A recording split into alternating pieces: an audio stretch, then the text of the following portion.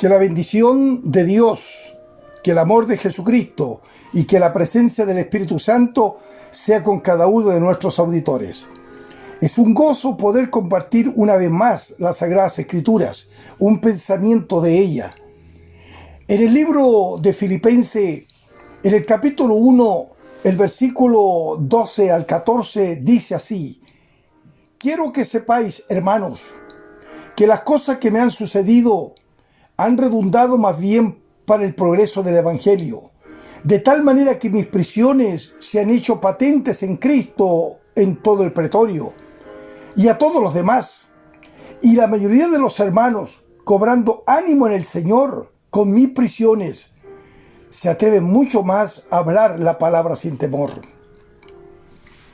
He titulado a estos pensamientos el encarcelamiento de Pablo y la predicación del Evangelio. El apóstol estaba preso por causa del Evangelio.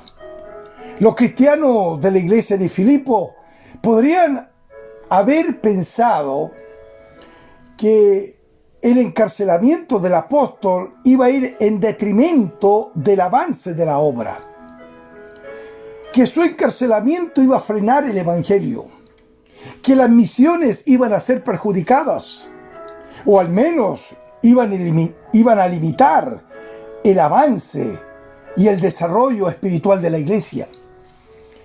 Pero la visión del apóstol es que todo iba a redundar para el progreso del Evangelio. Recordemos la historia de José en el Antiguo Testamento, específicamente en el libro de Génesis. Encontramos esta bella historia. José enfrenta una dura oposición de sus hermanos consanguíneos por el amor del medio de su padre Jacob. Eso generó envidia, saña en sus corazones. La preferencia que el padre daba a José produjo un rompimiento de relaciones en la familia. La obediencia natural y la buena actitud de José, pues era un hijo obediente, produjo una profunda molestia en el corazón de sus hermanos.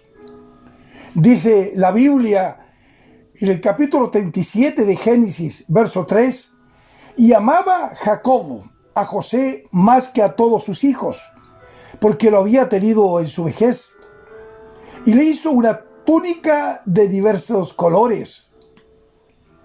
Esta es una tragedia cuando el celo y la envidia afectan las relaciones en una familia.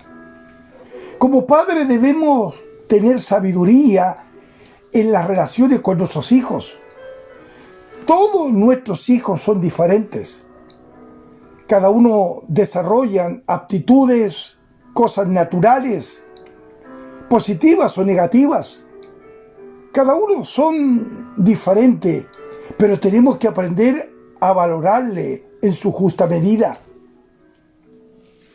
José fue probado, pasó circunstancias muy difíciles, pero lo que quiero enfatizar mayormente que la adversidad ayudó a José a salir adelante y descubrir el proyecto de Dios para su propio corazón.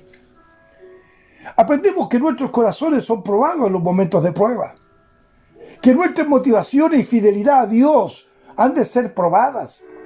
Por eso cuando el apóstol San Pablo declara: los que aman a Dios, todas las cosas le ayudan a bien, son palabras muy certeras en nuestro diario vivir. Este es un principio de gobierno.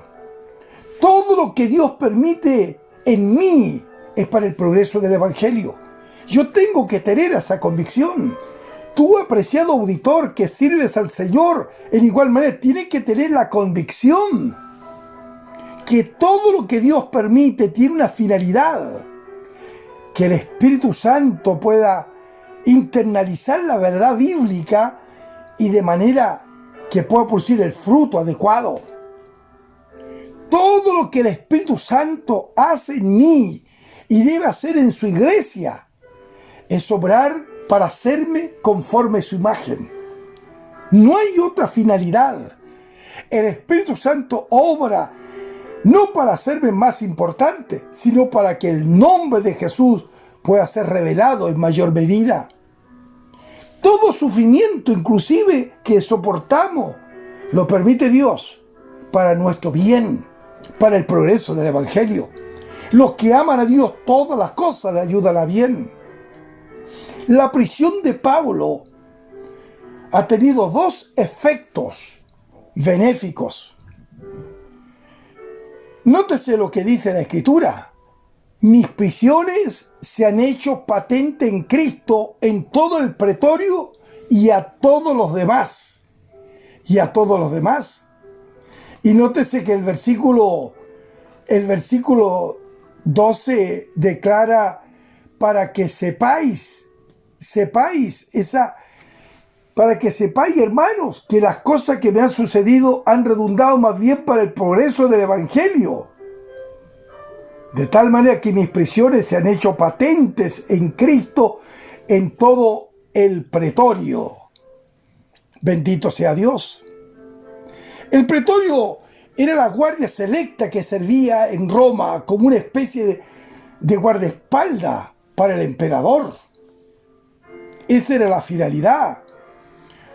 Originalmente se componía de unos 10.000 soldados. Pablo estaba con arresto domiciliario. La guardia se cambiaba cada 6 horas y probablemente el apóstol nunca estuvo con un mismo soldado. Cambiaba de turno y tenía la posibilidad de ser custodiado por una variedad incalculable de soldados. Y para Pablo era una oportunidad inigualable. Y esto es tremendamente aplicable a nuestra propia realidad. ¿Estamos sensibles a aprovechar las oportunidades que Dios nos está concediendo en estos días complicados de pandemia? Muchos miembros de la Guardia Pretoriana se habían convertido. Este es un ejemplo perfecto del fruto del sufrimiento, el fruto de la adversidad, el fruto de la persecución. Nosotros debemos estar sensibles para aprovechar las oportunidades en nuestro diario vivir, en nuestra convivencia, inclusive cuando el contacto social no es permitido por las razones sanitarias. Las redes sociales, las maneras diversas que Dios nos está permitiendo conectarnos y comunicarnos con los demás, es una tremenda posibilidad para sembrar en el corazón de las personas el mensaje inigualable de Jesucristo.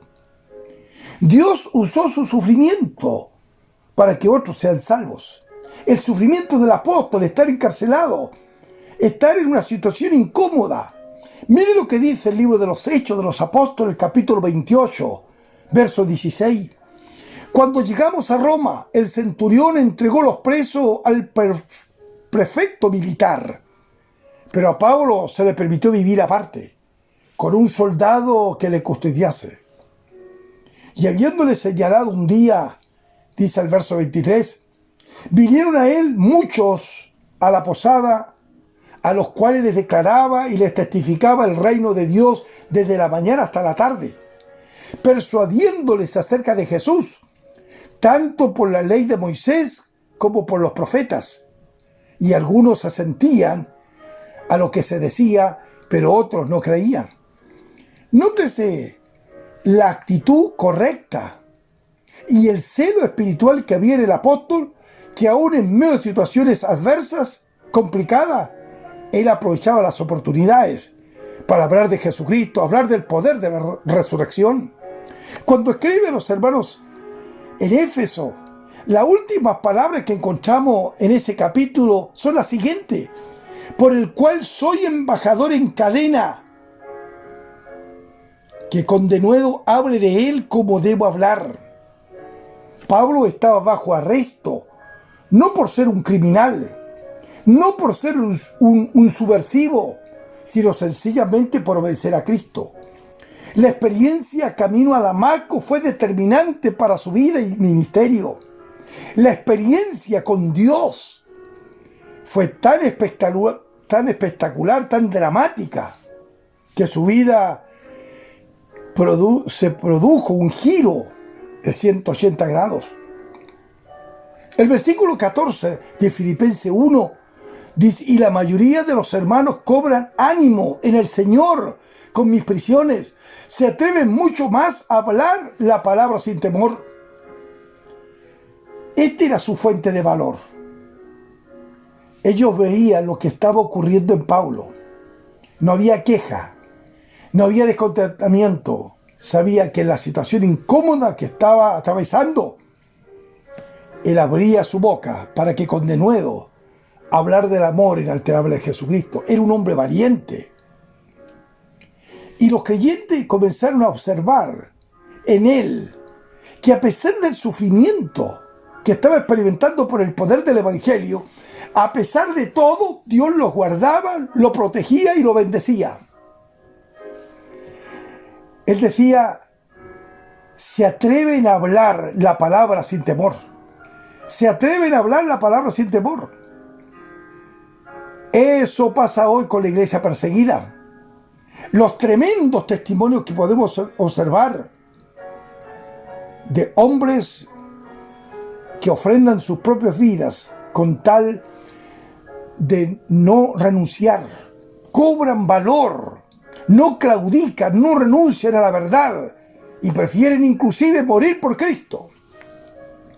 La fidelidad de estos hombres en los días actuales de la iglesia primitiva es una tremenda lección para nosotros hoy, que no tenemos posiblemente un ataque físico, pero sí un ataque voraz, filosófico, ideológico, perverso, que quiere llegar a la mente para torcerla, para secularizar la mente y el corazón del creyente y mundanalizarlo.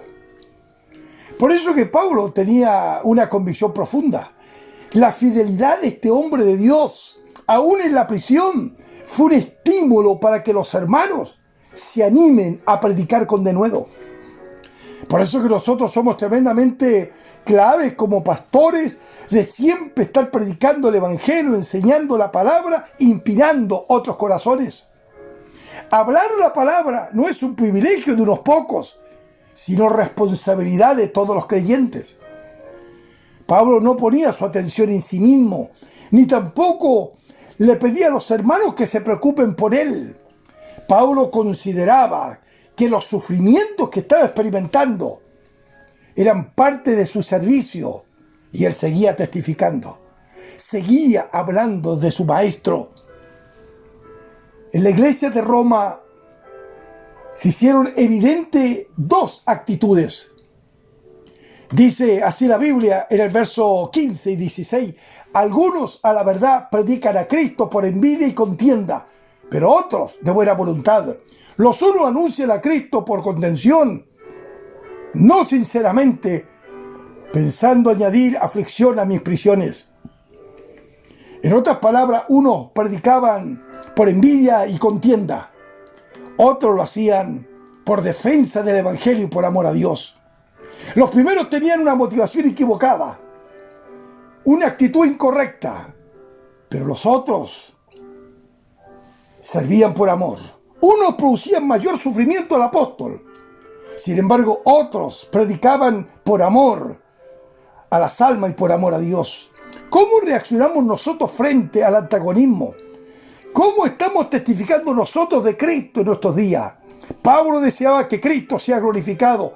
Todo lo que a él le importaba era que Cristo sea proclamado, que Cristo sea dado a conocer.